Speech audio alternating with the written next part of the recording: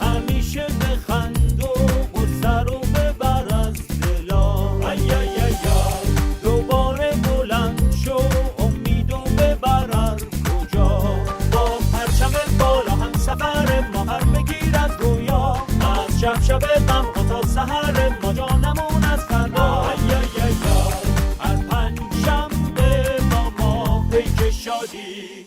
هموطنان عزیز، همراهان پیک شادی، سلام و درود بر شما. امیدواریم در هر کجای دنیا که هستید سالم و سرشار و سرفراز باشین و فرصت همراهی با پیک شادی این هفته رو داشته باشین. این هفته در برنامه پیک شادی علاوه بر خبر تو خبر و بخشای متنوع، یک آفساید ویژه هم داریم که امیدواریم مورد توجهتون قرار بگیره. با این آرزو که بتونیم شادی رو به دلها و خنده رو به لب‌های شما بیاریم، میریم سراغ بخش اول برنامه، یعنی خبر تو خبر.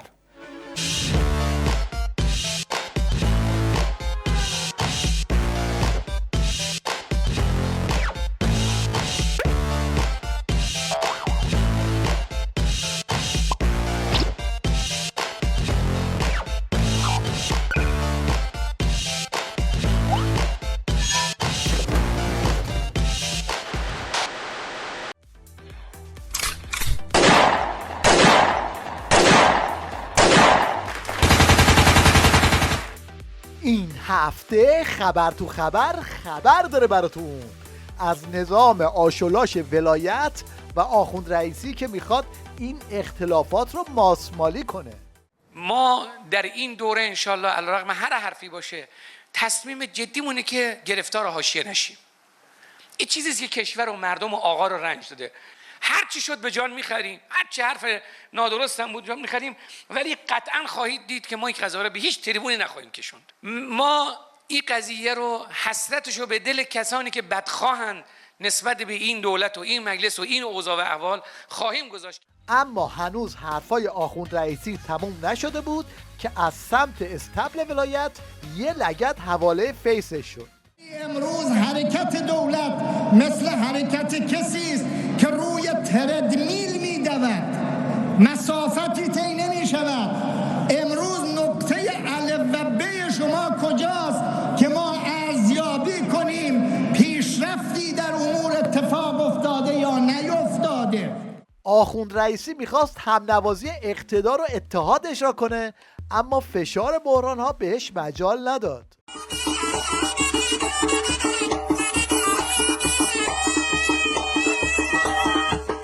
از اونجایی که همه این بدبختی ها رو سر عظما خراب میشه، یکی از کارهای ثابت پاسدارا باد کردن بادکنک ولایته. و پس از امام راحل عظیم الشأن امروز قریب 35 سال است سفینه نجات امت را در دستان جانباز خیش گرفته است.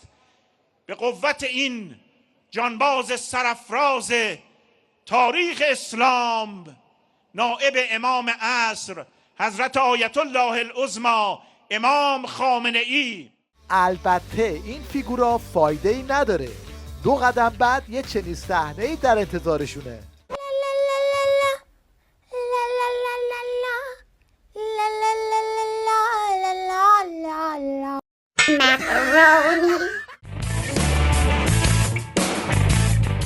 حالا درست توی این بحبوحه این اعتراف بوفالوی ولایت رو بشنوید که میگه طرفدارای نظام 0.1% بیشتر نیستن. یعنی دیندار چقدر کمه؟ دیندان اونقدر کمه که در مقابل 120,000 بیدین 120 تا دیندار پیدا میشه. اینا فقط دین دارن. وضعیت جمعه بازارای خامنه‌ای هم به قدری کساد شده که امام جمعه هاش مجبور شدن اینطوری مقر بیان. امروز خیلی سر و صدا بیشتره، خیلی آقایون دارن کمتر حرف میزنن، خانم‌ها خیلی دارن حرف میزنن. قاعدتاً حرف ما گوش نمی‌کنن که صحبت نکنن. خواهرای محترم، برادران عزیز، اما آهسته تر صحبت کنید، چون اگه بگیم صحبت نکنید شاید فایده نداره، ولی امروز دیگه مثل اینکه عجیب و غریب تره، احتمالاً گرما زیاد بوده، هوام شرجی بوده زیاد، کولرای آبی هم داد نمیداده، هیچ جا خونکش مثل مصلا نیست. گفتم بریم اونجا و هم دیدنی میکنیم و هم حرف بزنیم و خب انشالله بیشتر سکوت رو رعایت کنید، آهسته تر حرف بزنید، هم خواهرها هم برادرها.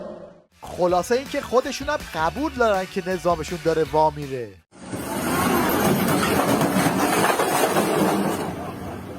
ببینید کار به کجا کشیده که مداحان حکومتی کاسه گدایی دستشون گرفتن و اینطوری برای پر کردن مجالس حکومتی التماس میکنن. مبادا سالی از عمرتون بگذره، از مالتون از پولتون برای عزای ابا عبدالله مبلغی رو کنار نگذاشته باشید. ما نیاز داریم، امام صادق فرمود که والله کافر است کسی فکر بکنه به چیزی در نزد شما ما اهل بیت احتیاج داریم. گفت شما نیاز دارید به اینی که پولتون رو متبرک کنید به عزای ابا عبدالله علیه السلام.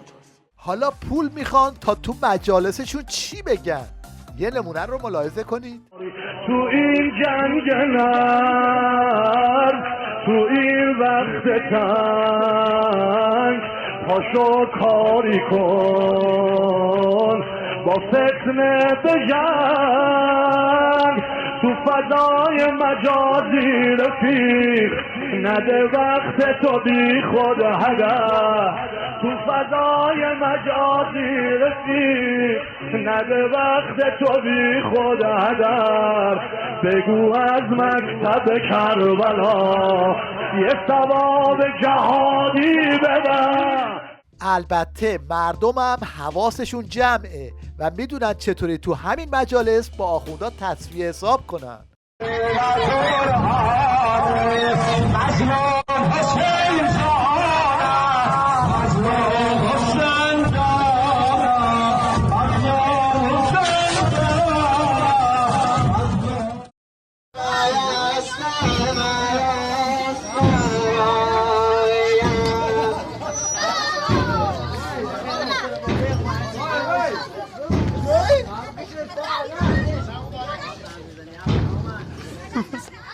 عظما برای در بردن خودش و نوچه‌هاش خیلی جون میکنه، اما یکی یکی دارن از قایق درب و داغون نظام میفتن تو آب.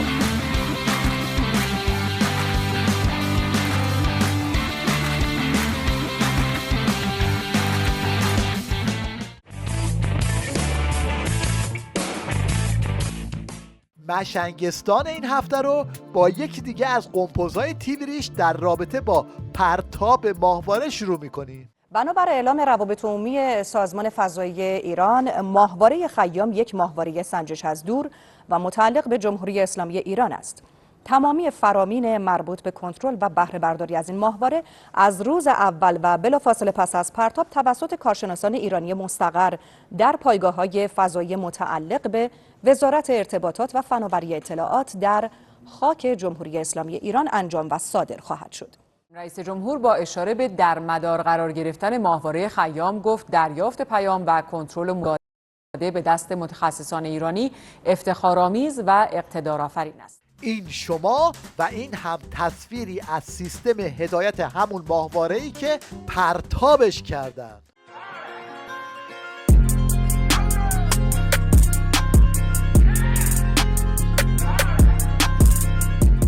این هم از پست اینستاگرامی سفیر روسیه در ایران که نوشته ماهواره ساخت روسیه است.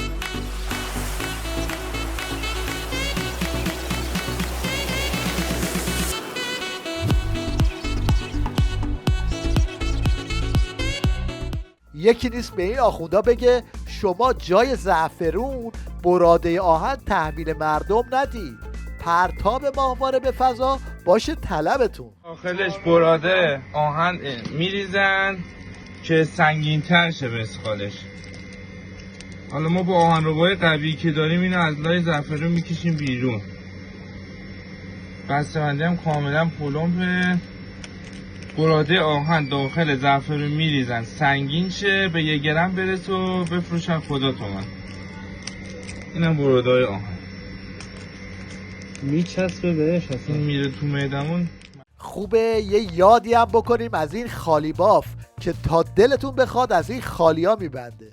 ما یک خیزش هستیم برای جلوگیری از فقیرتر شدن مردم. ما یک خیزش هستیم که بیش از این مردم ما رو تحقیر نکنه. قرار بود برای جلوگیری از فقیر شدن مردم خیزش کنه، اما برای سیسمونی نوش خیزش کرد. این هم تصویری از آقازاده ها که میگن ما روی پای خودمون به موفقیت رسیدیم.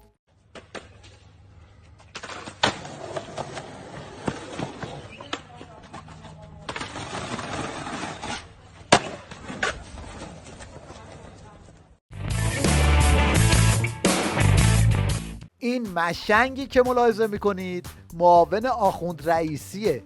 ببینید چه اراجیفی به هم میبافه. 50 تا اگر اشتباه نکنم 50 یا 54 تا فرودگاه داریم در کشور. آلمان 5 تا فرودگاه داره.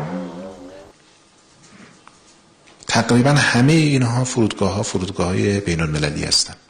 این یکی هم رئیس هواشناسی آخونداست که صوتیاش صدای مجری تیویریش رو هم در میاره. شاید یک ماه نمیگذره که در اروپا رخداد پدیده حدی افزایش دمای قابل ملاحظه باعث از بین رفتن شاید صدها هزار نفر شد. این دقیقاً معنیش این هست که حداقل بخشی از معنیش این هست که پیشبینی خیلی درستی ندادن. بخشیش هم شاید مردم در معرض اون در واقع افزایش هزار چی؟ هزاران نفر. ده ها هزار نفر. بله اشتباه گفتم، صدها هزار. ده ها هزار نفر. هزاران نفر در واقع، صدها نفر به رحمت خدا رفتن به خاطر گرم. نه خیر، تا 1000 نفر هم تا 1000 نفر، یعنی صدها نفر در واقع به خاطر این گرمای اروپا از بین رفتن. نمیدونم اگر اشتباه گفتم اصلاح بکنم. شما میدونستید زمینا با هم حرف میزنن؟ اگر نمیدونستید اینجا رو گوش کنید. میدونید زمینا صبح به صبح با هم حرف میزنن؟ این زمین با اون زمین همسایه صبح میشه اینا با هم حرف میزنن،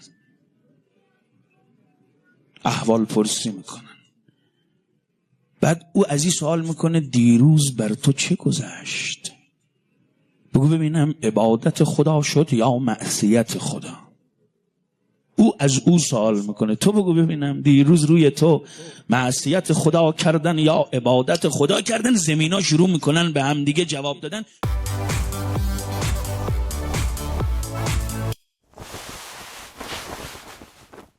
در پایان این شما و این ماجرای جدال این کوچولوی هموطن با یه سوسک.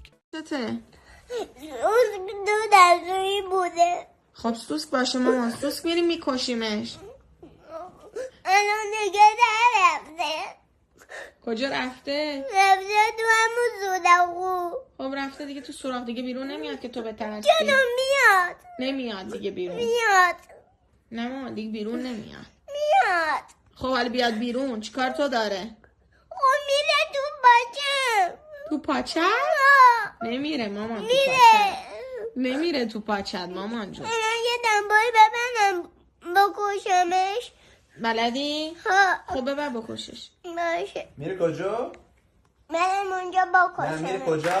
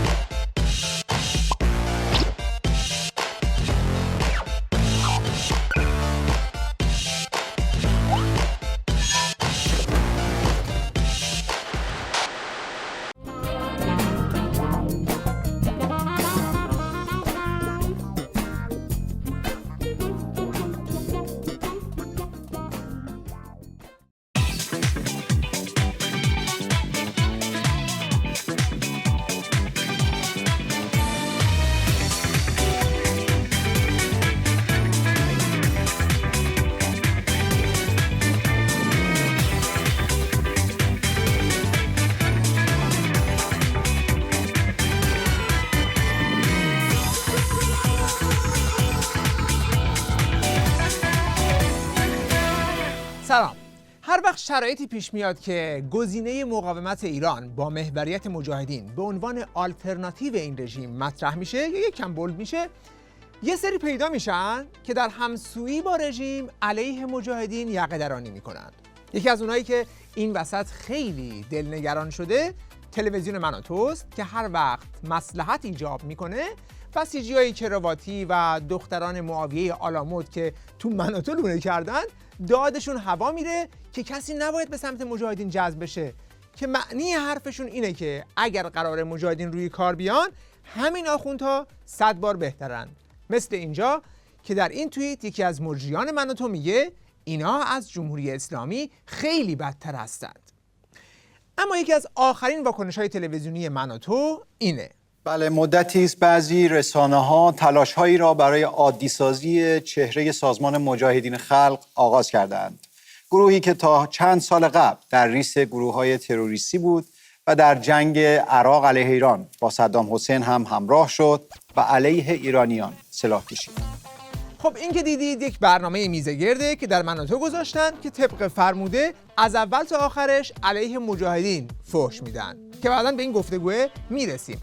اما برای اینکه بدونیم چی شد که به این گفتگو رسیدن، ابتدا باید کمی به عقب برگردیم به 2 تیر 1401 وقتی که این خبر در رسانه ها منعکس شد.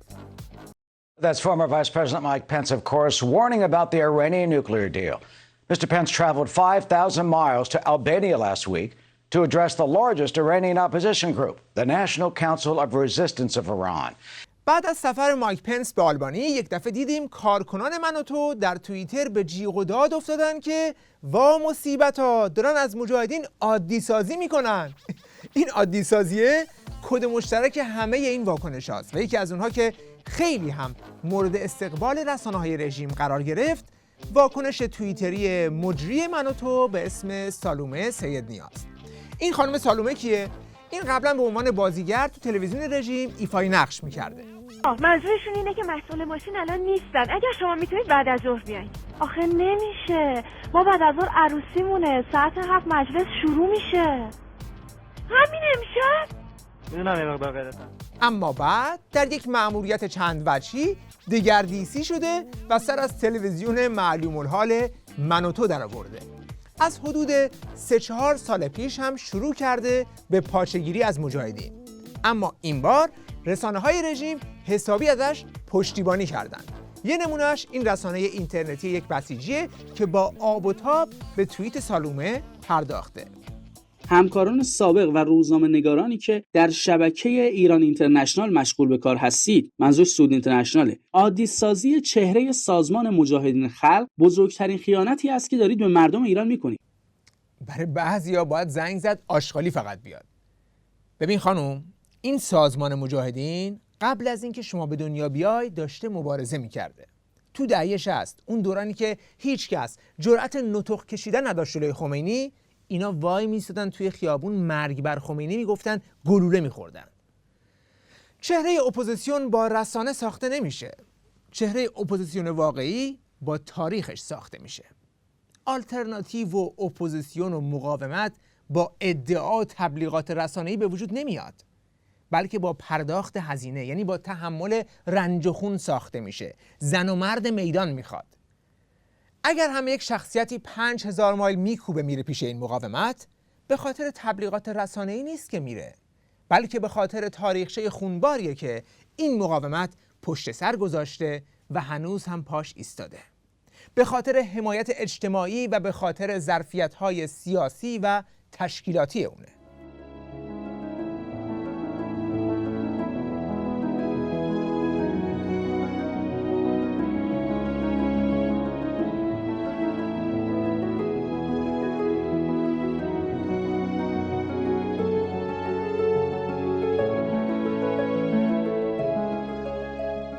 این توییت های سالومه از طرف رسانه‌های رژیم با استقبال زیادی روبرو شد.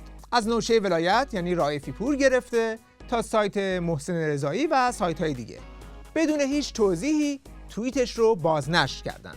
خب به این میگن سربازان گمنام ولایت در خارج کشور.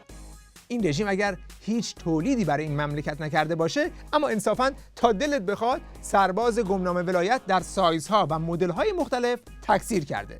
اینم نسخه بی‌حجاب آمنه ساداته. البته نسخه های کرواتی رضوانی هم در من و تو کم نداریم. اما من و تویا فقط همین یه فقره واکنش های پرسوز رو نداشتند، بلکه کیوان عباسی که سردسته من و تویاست هم با یک توییت آخوندپسند به صحنه اومد که بلافاصله هم در رسانه‌های رژیم مورد تایید و تبلیغ قرار گرفت. مهم نیست چند میلیون دلار پول خرج کنین و چند تا سیاستمدار بیارین تو مراسمتون. مهم نیست که رسانه ظاهرا ایرانی از طریق پروژه عادی سازی چقدر براتون تبلیغ کنه. من به نظرم این چیزی که کیوان عباسی اینجا داره میگه حق مطلقه. این توییت کیوان عباسی از جمله توییتایی بود که خیلی قابل تأمل یک حقیقتی رو داره میگه. آقای عباسی، قیاس به نفس میفرمایید. شاید برای شما هیچ چیز به جز دلار انگیزه ایجاد نمیکنه، ولی نه هواداران مجاهدین که در سراسر کشور جان بر کف مبارزه میکنند یا در زندانها زیر شکنجه قرار دارند با دلار به صحنه رفتند، و نه این مراسم‌ها و حمایت سیاستمداران آمریکایی، اروپایی و غیره با خرج‌های چند میلیون دلاری به دست میاد، بلکه انسان‌هایی رو میخواد که انتخاب کردند لحظه به لحظه عمرشون رو داوطلبانه خرج مبارزه برای آزادی مردمشون بکنن. اگر کسی سودای پول در سر داشته باشه سمت مجاهدین نمیاد، چون اینقدر پولدارتر از مجاهدین تو این دنیا هست، رژیم هست، بقایای شاه هست. پس تا اینجا دیدیم که همون میزان که رسانه‌های رژیم از خبر سفر پنس به اشرف سوختند، بوی سوختگی از سیمپیچ‌های من و تویی هم بلند شد و همنوا با رژیم به مجاهدین تاختند. اما با این حال یک رسانه اینترنتی بسیج ضمن قدردانی از خدمات من و تو اون رو تشویق به خدمات بیشتر کرد. حالا یه سوال، چرا تا الان من و تو حتی یک عدد تولید محتوا علیه گروهک منافقین نداشته؟ چرا تا دیروز نداشته؟ تولید محتوا نکرده؟ مگه اینا سناریوشون نیست که بگن قبل از انقلاب یک بهشتی در ایران بوده؟ مگه نمیگن هر کی انقلاب کرده اون بهشت رو نابود کرده؟ مگه گروهک منافقین هم از جمله کسایی نبوده که در این انقلاب ایفای نقش کرده؟ چرا علیهش تولید محتوا نکردن؟ بعد از این فراخوان تولید محتوا علیه مجاهدین در دستور کار من و تو قرار گرفت و چند روز بعد با این میزه گرد در این شبکه مواجه شدیم که 5 نفر جمع شدن تا خیلی بی‌قافیه همینطور یهویی به مجاهدین فحش بدن. رژیم ایران سرنگون بشه، جانشین او هرچه باشه، یک نیروی مذهبی نمیتونه باشه و به طریق اولا سازمان مجاهدین نمیتونه باشه. ببینید آب در هاون کوبیدنه. جانشین رژیم ایران یک رژیم لاییک خواهد بود، حتی اگر دموکراتیک نباشه، محال به اصطلاح یک رژیم مذهبی باشه. تو نظام ولایت فقیه میگن هر کسی که به اسلام آخوندی اعتقاد نداشته باشه نمیتونه بیاد توی حکومت.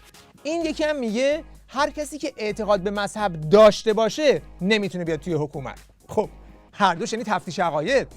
این تفکرم به اندازه همون تفکر آخوندی مرتجع.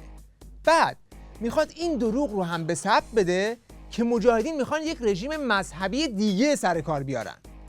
آخه اگر مجاهدین دنبال حکومت مذهبی بودن، پس به خاطر چی دارن 40 سال با این نظام آخوندی میجنگن؟ تمام دعوای مجاهدین از روز اول با این استبداد مذهبی به خاطر آزادی کشی به اسم دین بوده. اصل دعوا اینجاست، آزادی و دموکراسی، چیزی که در آینده محاله یک رژیم غیر دموکراتیک و آزادی کشه، حتی اگر نقاب لاییک داشته باشه. وقتی خودت تفکرت ارتجاعیه ولی میخوای برای آینده ایران نسخه بپیچی، حکایت همون مگس است که درباره بهداشت صحبت میکرد. در مورد مجاهدین خلق یا هر گروه دیگه‌ای من میخوام بگم که ببینید در فردای ایران هر فرد یا گروهی که یکی از این سه ویژگی که میخوام بگم رو داشته باشه هیچ جایگاهی نداره. یکیش اینه که همچنان به زور اسلحه بخواد حکومت رو به دست بیاره، حتی اگر الان کسی رو که میکشه برای اینکه بخواد حکومت رو به دست بیاره یک مخالف باشه از دید خودشون. خب این نشون میده وقتی حکومت رو داشته باشه برای حفظش باز هم آدم میکشه، همین کاری که الان داره اتفاق میفته.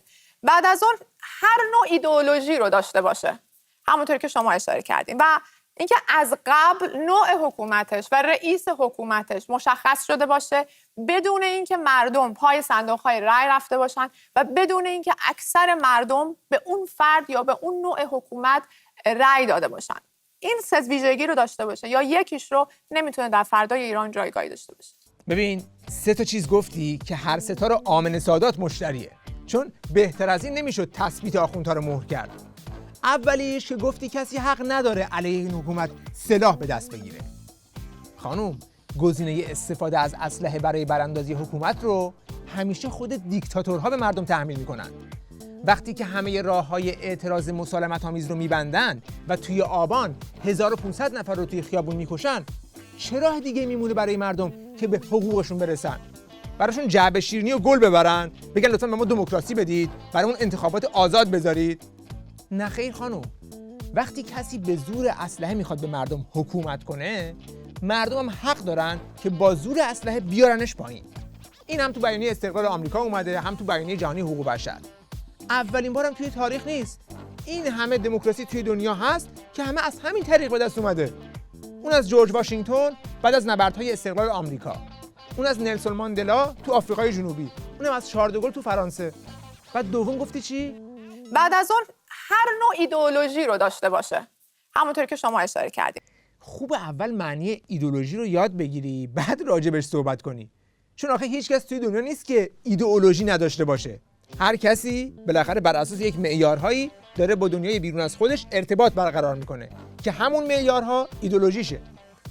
ولی اگر منظورت مثل نفر قبلی اینه که مسلمون نباید باشه، پس همونطور که گفتیم این تفتیش عقاید اون ور سکه جمهوری اسلامیه که این مدل تفکر ارتجاعی که نمیتونه عقاید و مذاهب دیگر رو تحمل کنه، همراه با نظام آخوندی میره سطح زباله. ملت که نمیخوان 43 سال دین اجباری رو سرنگون کنن که بعدش بیدینی اجباری رو حاکم کنن. یه دورانی گزمه‌های رضاخان تو کوچه پس کوچه‌های شهر با اسب و پیاده به زور چادر و روسری رو از سر زن‌ها و دخترها می‌کشیدن. حالا به جای اونها گشت ارشاد اومده که میخواد به زور روسری و چادر رو سر زن‌ها بذاره. هر دو میزنن و شکنجه میکنن. خب بی‌دلیل نیست که ملت ایران شعار میدن نه تاج می‌خوایم نه عمامه. چون هر نوع اجبار در مقوله دین و اعتقادات عقب مونده است و همراه با این رژیم براندازی میشه. و اینکه از قبل نوع حکومتش و رئیس حکومتش مشخص شده باشه، بدون اینکه مردم پای صندوق‌های رای رفته باشن و بدون اینکه اکثر مردم به اون فرد یا به اون نوع حکومت رای داده باشن. این سه ویژگی رو داشته باشه یا یکیش رو، نمیتونه در فردای ایران جایگاهی داشته باشه. خانم سیاه‌بازی و فرافکنی فایده‌ای نداره. مجاهدین از همون فردای 30 خرداد که پرچم سرنگونی این رژیم رو بلند کردند، شورای ملی مقاومت رو با یک برنامه مشخص به عنوان یک آلترناتیو دموکراتیک برای این رژیم بنیان گذاشتند. اما نه شورا و نه مجاهدین حکومت آینده رو مشخص نکردند که، بلکه برنامه‌های شورا برای یک دوره 6 ماهه بعد از سرنگونیه که وظیفش فقط انتقال قدرت به مردمه. بعد تو این 6 ماه باید انتخابات مجلس مؤسسان برگزار بشه و اون مجلس مؤسسان نمایندگان واقعی مردمه و 2 وظیفه اساسی هم خواهد داشت. یکیش نوشتن قانون اساسی جمهوری جدید و دومیش هم اداره کشور با انتخاب یک دولت موقت تا زمانی که قانون اساسی جدید تدوین بشه و انتخابات ریاست جمهوری و مجلس و هر ارگان دیگه که لازم باشه برگزار بشه. اتفاقاً اگر کسی هیچ برنامه و حرف مشخصی برای دوران گذار نداره، به اون باید شک کرد که میخواد یک نسخه دیگه از خمینی رو برامون بیاره. اما شاهکار این میزگرد، ببخشید خمینی کار این میزگرد این جملشه. من جمله‌مو با این کار، با این سخن در واقع تموم میکنم. باید جمهوری اسلامی ایران تا دیر نشده دست از این مسخره بازی برای تلاش برای دستیابی به بمب اتمی برداره و با برگزاری یک انتخابات آزاد قدرت رو به طور مسالمت‌آمیز به مردم ایران واگذار بکنه. یعنی مقام معظم ولایت تا الان منتظر راهنمود گوهربار ایشون بود که مسخره بازی اتمی رو کنار بذاره و انتخابات آزاد برگزار کنه. راستی چقدر حیف شد که این نابغه قرن کمی زودتر بدون نیامد که این راه حل معجزه‌آسا رو به امام خمینی ارائه بده. تا بعد دیگه 2000 میلیارد دلار صرف پروژه‌های اتمی نمیشد، ایران ویران نمیشد، این هم آدم کشته نمیشدن. خب این نابغه ها مثل اینکه هر 100 سال یک بار ظهور میکنن و این بدشانسی ما بوده که دیر ظهور کرده. احتمالاً از وقتی خامنه این راهنمود رو شنیده رفته تو زیج و از پای منقل تکون نخورده تا نحوه عملی کردن این پیشنهاد رو پیدا کنه. یعنی بهتر از این نمیشد برای بقای نظام ولایت فقیه تبلیغ کرد و به امید سر عقد اومدن خامنه‌ای ملت رو به بیعملی تشویق کرد. اینکه هر کسی که با هر لباسی داره اینطوری به بقای این رژیم خدمت میکنه چه خیانتی به ملت ایران داره میکنه، قضاوتش با شما. اما اینکه رسالت من و تو در اساس چی هست، منابع مالیش از کجاست و منابع تصویریش رو از کجا تامین کرده، اینا موضوعاتی است که در برنامه بعدی بهش خواهیم پرداخت. فعلا بدرود.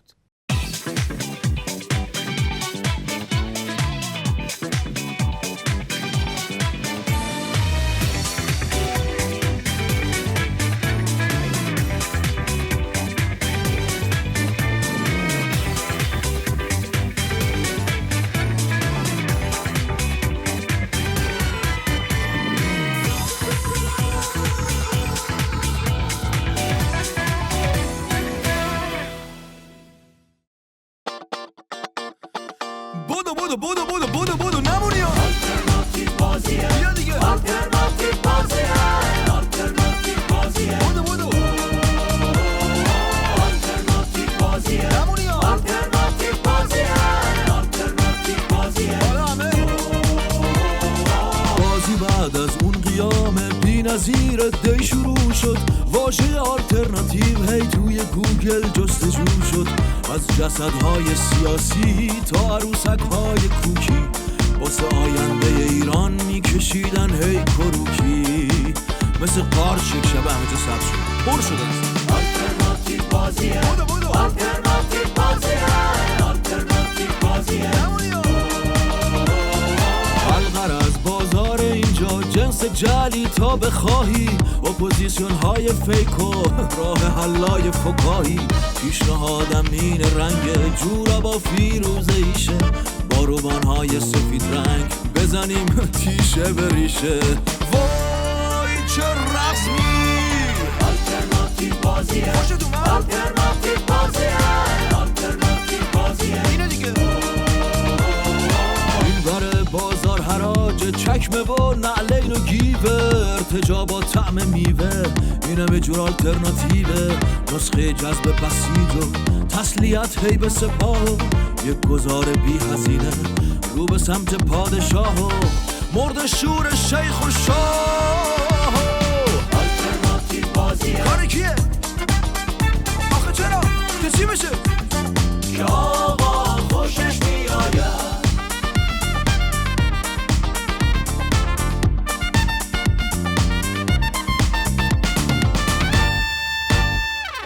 اصلاحات چیهای دیروز گوشه این بازار لمیدن. تحت عنوان برانداز به نظام سرویس میدن. فاست فود آلترناتیو هفته به هفته خفنناک. تو بی بی سی یا من و تو یا توی سایت های واواک. کاسه لیسن. آلترناتیو بازیه. سلسله جنبونش کیه؟ آلترناتیو بازیه. نمونی ها. این گله جوونش کیه؟ آلترناتیو بازیه. اون یکی میگه 1 میلیون باس یه روز جمشن تو میدون. شاد و شنگول ساعت 6 میشه آزاد کل ایرون. بابا جون تو اختناقیم این خیالا خیلی خامه. راه حلی که سرابه منشأش خود نظامه. قشر خاکستری کو. آلترناتیو بازیه. آلترناتیو بازیه. آلترناتیو بازیه. بیا دیگه. ولی میذاره کنار کپی که روی آبه. شورش و خیزش تنها جوابه. هر چیزی جز این پوچه و پوچه. بس که به جنگی کوچه به کوچه. باید بشکنی پشت سپاهو. اینجوری میتونی واکنی راهو. تابش کاخ ولایت ویران. ارتش آزادی میخواد ایران. ارتش آزادی میخواد ایران.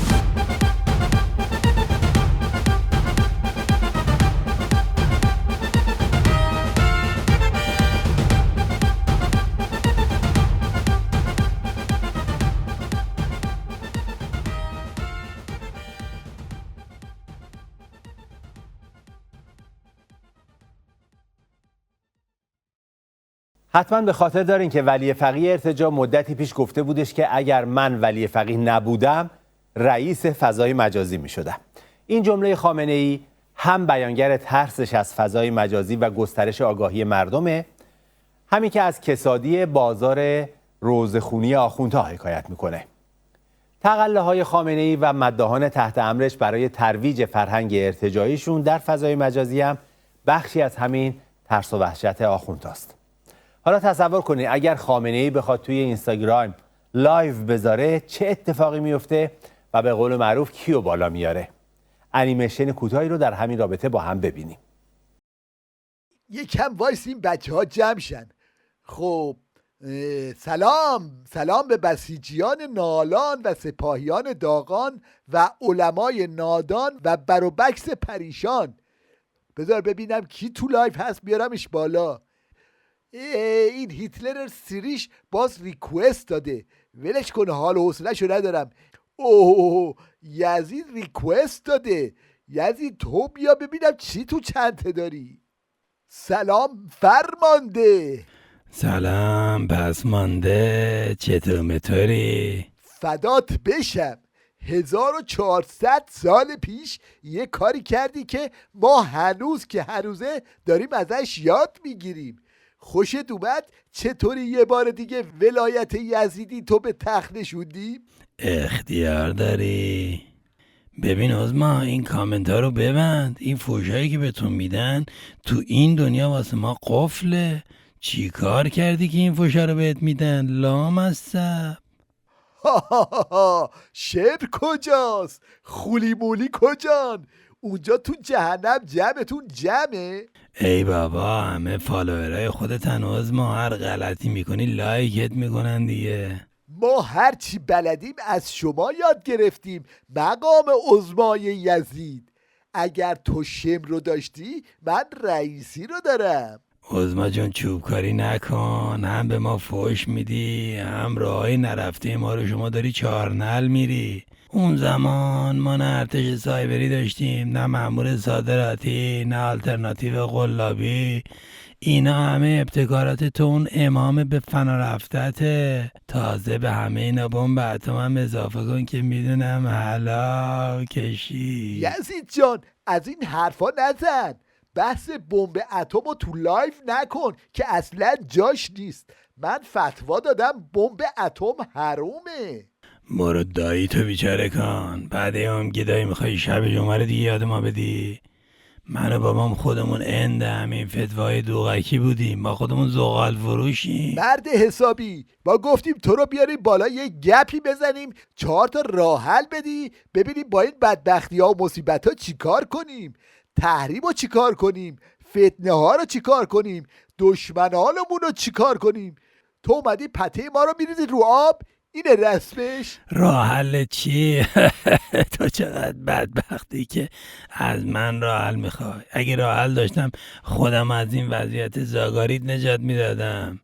زور علکی نزن سیدلی، زودتر بیا، میخوایم اینجا جسم ناقص تو بار بذاریم.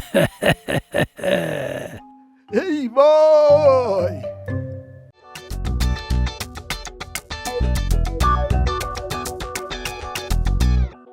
بیش از 1 ساله که خامنه‌ای آخوند رئیسی رو از صندوق بیرون آورده و رئیس جمهور جلاد خامنه‌ای به شدت حسرت به دل مسافرت به کشورهای اروپایی و آمریکاست.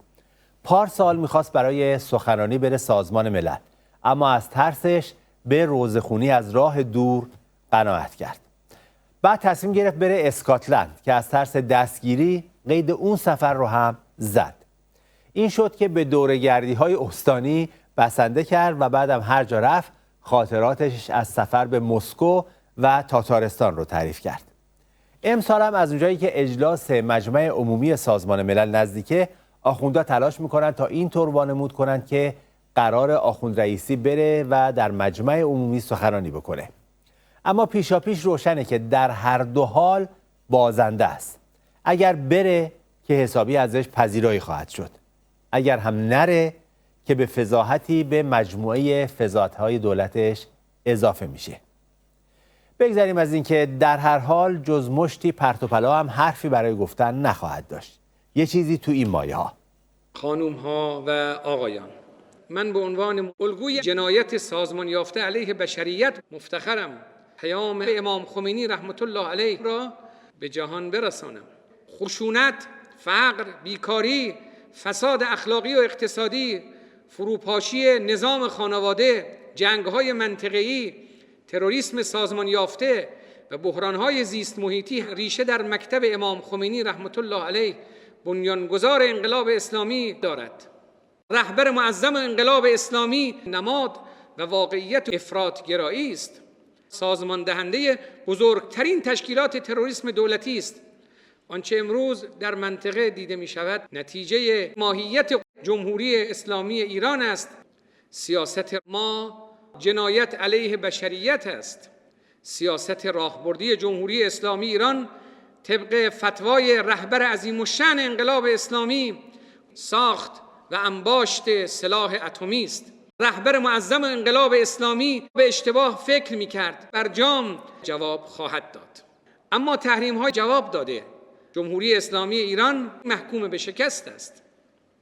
امروز راه حل ما فرار است. و السلام علیکم و رحمت الله.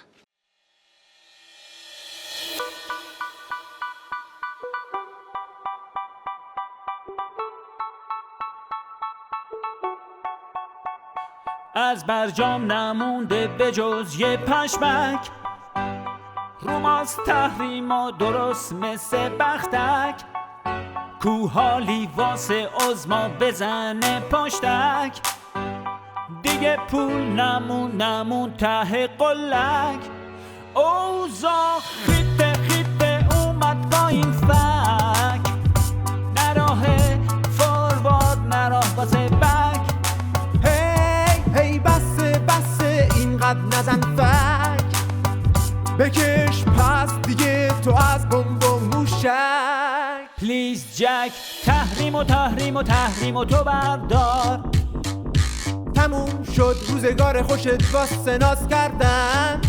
گو بک از یمن از عراق دستتو تو بردار، بخور زهر تحریم ما نگیم برگردن. میره هر ساعت تون دلار بالا، از این تحریما شد عضی باز دلا، نومانی تا دیگه بدیم به حزب الله، میان باز پیرو جوون سر وقت ما، اوزا خیته فشت ما داغون، نمیشه زهر خورد حتی فنجون. هیو بسه هسته بی هسته، دیگه تایم اوور شده در که بسته. نکن تحریم و تو بردار، تموم شد روزگار خوشت واسه ناز کردن. دیز زهر چرخش سانتریفوژو نگهدار، بخور زهر که تحریم ما نگین برگردن.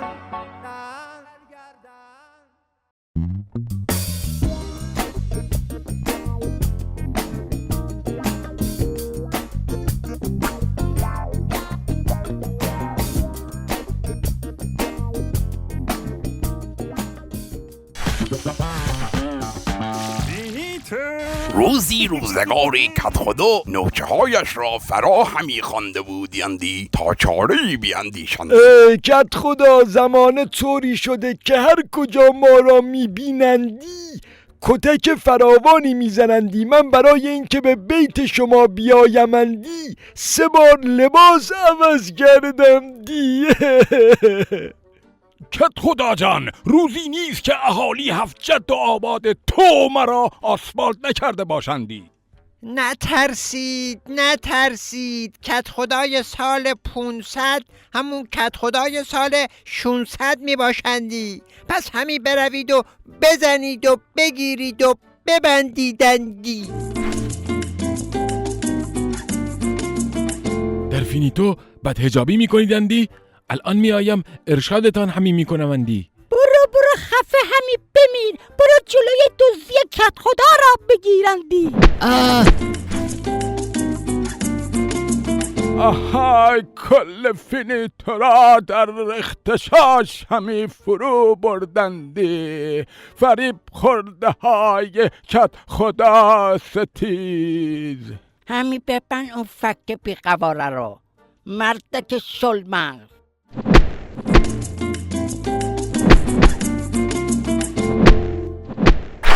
ای کت خدا آسفالت کردن حلقوم بهارا، حلقوم بهارا.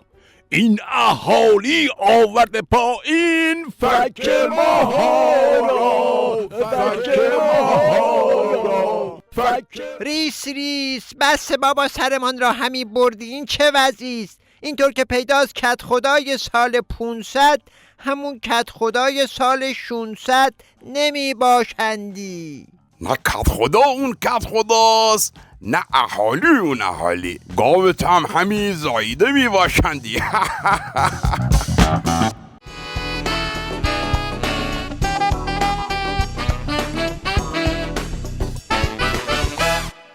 دوستان عزیز، بینندگان گرامی پیک شادی، از اینکه این هفته هم با ما همراه بودید از شما ممنون و سپاسگزاریم. برای همه شما عزیزان لحظاتی همراه با موفقیت آرزو می‌کنیم و امیدواریم هر کجای دنیا که هستید سالم و تندرست باشید. با ما از طریق آدرس‌های برنامه در شبکه‌های اجتماعی در تماس باشین و نکات و پیشنهادات و سوژه‌های طنزتون رو حتماً برای ما ارسال بکنید. شاد و سرشار و سرفراز باشید.